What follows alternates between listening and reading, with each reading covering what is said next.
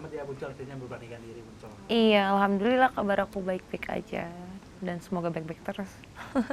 Kak, tadi gimana sih mungkin apa yang memberanikan akhirnya muncul kembali di publik sendiri? Memberanikan karena aku pikir ya udah saatnya kan, selama ini aku menarik diri juga kan, udah lama nggak muncul gitu ya deh, ini saatnya gitu. Kenapa sempat menarik diri?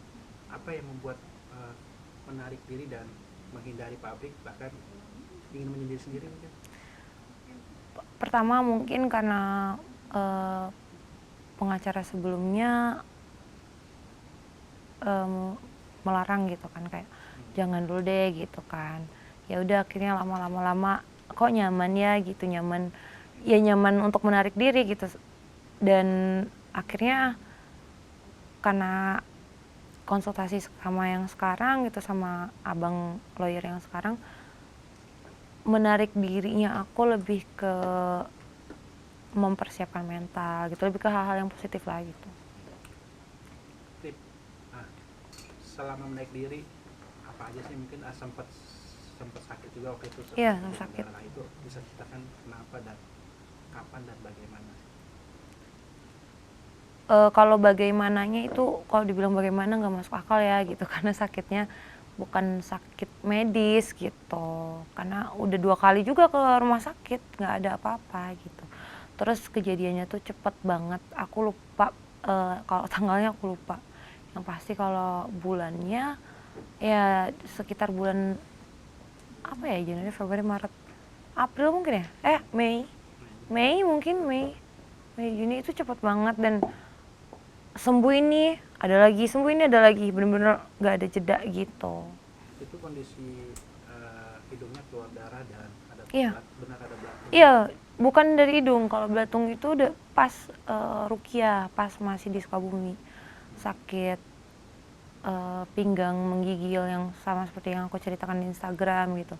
Nah itu sampai akhirnya di Rukia dan keluar darah beserta belatung. Kalau pas dari hidung, mimisan itu nggak ada belatung, tapi mimisannya pun nggak wajar. Mimisannya pun bukan yang mimisan biasa, 1 tetes 2 tetes, bukan. Ini benar-benar kayak air yang ngocor gitu. Dan di situ ada saksinya gitu, ada manajer aku, ada anaknya manajer aku gitu. Itu memang sering kah pertama kali itu dan itu langsung di Waktu kecil tuh aku sering mimisan, cuman mimisannya tuh ya pakai tisu 1-2 aja tuh cukup. Dan itu nggak 1-2, yang bener-bener tisu banyak tuh habis dalam sehari gitu. Berusaha kita hentikan juga nggak berhenti, terus aja gitu. Terus nanti kalau udah selesai, nanti gitu lagi, bisa beberapa. Oke. Nah kak, ini sampai tadi penyakit sampai sempat di rukiah juga dan akhirnya sembuh. Dan ini benar karena ada suatu hal yang diguna-guna sendiri atau bagaimana? Kan aku juga berobat nggak cuma ke satu orang ya, ke beberapa orang pintar, bisa katakan ustazah gitu. Dan masing-masing yang menyampaikan sama aku berbeda-beda gitu. Ya yang 2 sih bilangnya kayak gitu gitu. Cuman yang satu, karena yang satu ini ruqyah syariah yang benar-benar kita tuh berpatokan sama Al-Quran dan Sunnah aja, udah nggak ada yang lain-lain dan nggak bisa lihat setan gitu. Apalagi bilang oh ini kiriman dari si A si B. Dan aku di apa ya, mereka sampein juga sama aku, Ustadz ini nggak boleh gitu kita berpikiran ada yang kirim, nanti hati kita jadi jelek gitu. Ya sudah deh, aku juga berusaha berpikir positif, ya ini pure ain gitu Iya air. ya, penyakit ain. Nah gimana sih mungkin cara menghindari air sendiri? Sudah merasakan sendiri nih seperti itu. Ya mungkin ya masih banyak yang belum tahu apa sih penyakit ain itu gitu. Penyakit ain itu mata, dari pandangan hasad. Hasad itu kan iri, dengki gitu, tapi nggak cuma hasad, bisa dari kagum juga gitu.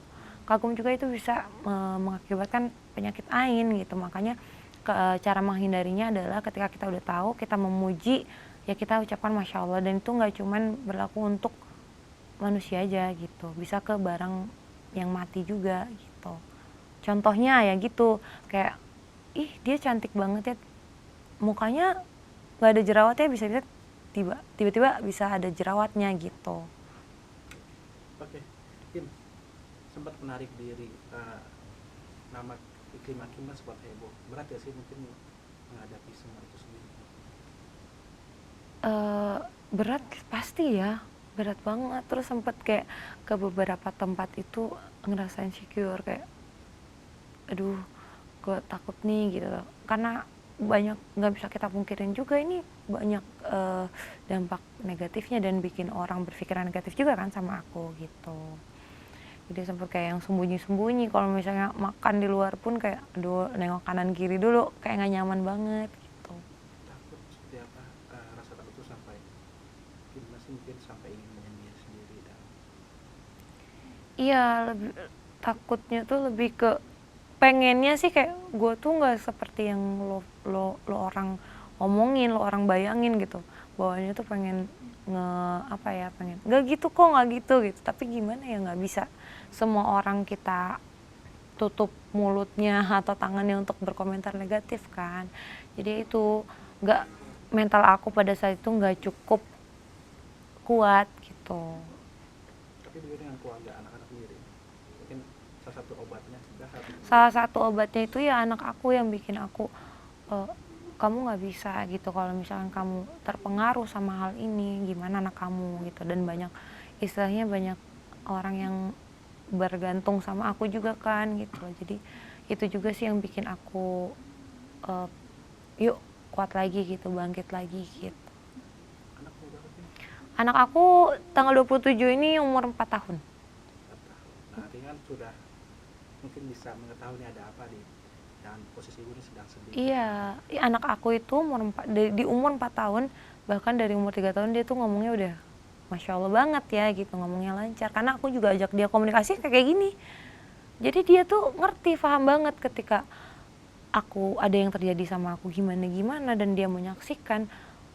Contohnya aku nangis, dia langsung lari cari tisu, ambil tisu. Mama jangan nangis yuk, kita bercanda yuk gitu. Kayak gitu. Nah, Kim, tapi sempat menangis di depan anak. Nah, itu membuat kamu sedih nggak sih? Gimana ya? Takut, ada rasa takut apalagi dihadapi dengan masalah seperti ini. Nah, apa sih ini? Iya, yang pasti takut lah gitu kalau misalnya dihadapi dengan masalah ini, kan resikonya banyak banget ya. Terus amit-amit gitu resiko terburuknya kena gitu kan. Terus anak gue gimana gitu. Anak gue gimana gitu. Ya karena aku sama anak aku ya cuma sendiri gitu, sama mbak di rumah gitu. Terus kalau misalnya aku kenapa-kenapa, dia masih apa gitu. Kadang mikir kayak gitu. Nah, itu rasa takut sedih dan ada batisnya di kita. Iya, perang gitu. Di satu sisi aku menghadapi masalah-masalah ini, aku perang batin juga, karena kan bukan cuma masalah ini yang ada di kehidupan aku, ada hal lain juga yang aku jalanin gitu loh. Ya terutama anak aku gitu. Mungkin saya sempat juga ingin bunuh diri, kan menyakiti diri sendiri. Sempat ada keinginan untuk mengakhiri hidup. Iya, itu sempat terjadi. Pada saat itu aku ngerasa bener-bener down banget. Aku ini kan sendiri, terbiasa untuk menghadapi masalah tuh dari kecil sendiri gitu loh. Tapi masalah ini tuh aku ngerasa kayak ini masalah yang paling gede dari hidup gue gitu. Aku sempat ya berpikir untuk minta bantuan. Pasti tidak bisa dipungkiri ya, kayak posisi kayak gini aku butuh orang tua. Sempat pengen sharing cerita, tapi kayaknya bukan konsumsi mereka gitu. Paling aku ngechat ibuku, kayak Bu, Dede capek, lelah, paling gitu-gitu aja sih. Walaupun aku nggak ungkapin kenapanya, tapi bisa ya bikin aku ngerasa nggak terlalu sendirian lah gitu. sekuat itu menghadapi semua sendiri? Ya, yang pasti kan aku juga nggak diem aja ya. Aku juga mencari sumber kekuatan, salah satunya ya selain dari anak aku. Itu aku setiap hari dengerin psikolog tentang gimana caranya kuatin mental, bertahan hidup, ngadepin masalah ini. Itu bener-bener aku tuh dengerin dari pagi sampai tidur lagi gitu. Yang bikin aku kuat sekarang, yakin untuk jalanin hidup aku, bahwasanya ya semuanya nggak abadi, pasti akan rolling gitu. Kehidupan tuh nggak akan gini-gini terus kok gitu. Dan aku yakin itu sampai akhirnya ya udah, aku harus bertarung lagi gitu sama kehidupan. Bisa jelaskan kronologinya sampai menyakiti diri sendiri ingin mengakhiri hidupnya? Kronologisnya, pada saat itu aku ngerasa tertekan, yang pasti ngerasa tertekan dan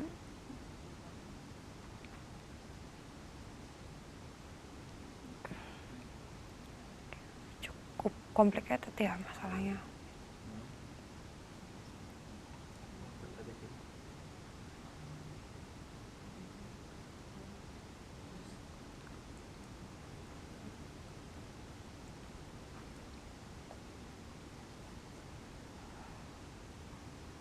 Sorry.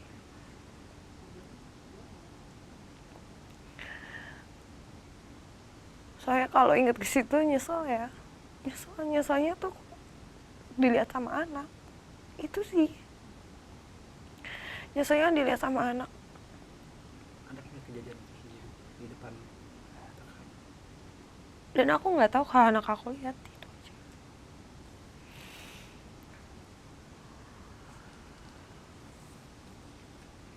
Yang paling aku nyeselin sih itu. Apa yang membuat pikiran kamu ingin mengakhiri hidup? Ya karena aku ngerasa aku sendirian, aku mendapatkan tekanan dari kanan dan kiri, atas bawah depan belakang tuh benar-benar semua anak aku gitu. Dan ya kayak berantakan banget gitu. Aku nggak tahu harus nyusunnya dari mana. Aku nggak tahu kayak, aduh gue harus mulai dari mana ya. Pengen gitu memperbaiki semuanya, nyusun semuanya supaya gue baik-baik aja, tapi kayak udah terlalu berantakan dan nggak bisa gitu loh. Jadi udah benar-benar mentok banget.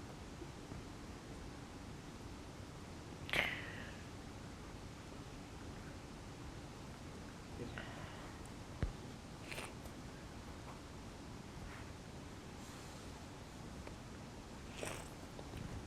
Kim, balik lagi ke masalah kamu dengan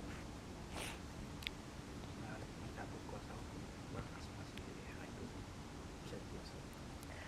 Kalau untuk pencabutan itu sebenarnya udah aku pikirkan beberapa minggu ke belakangan ini kan. Cuman ya aku juga nggak bisa sembarangan ya. Aku konsultasi dulu sama ahlinya gitu, ini gimana gimana. Itu kan semua harus dipelajari karena aku takut juga kan terjadi sama seperti sebelumnya gitu.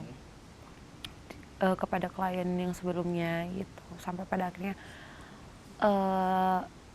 ya abang bilang nggak kok, bisa kok gitu, karena itu kan hak hak kita sebagai klien gitu kan untuk mencabut.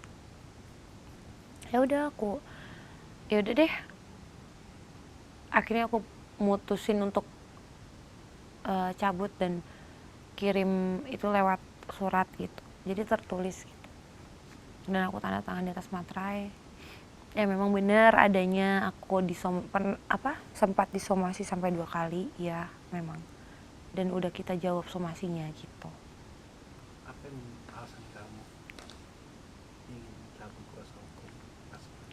Kalau alasannya mungkin aku cukup sampaikan ke pengacara aku aja ya kayaknya gitu.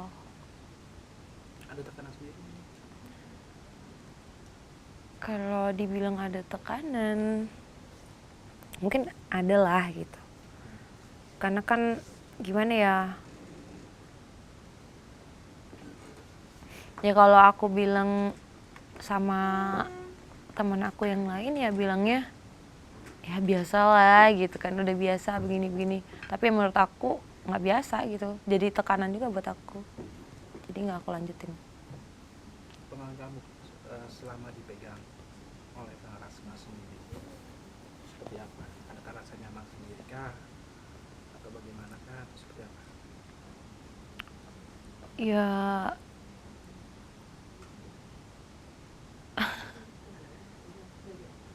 makanya aku cabut juga mungkin nggak, aku ngerasa ya kurang nyaman gitu, kurang nyaman.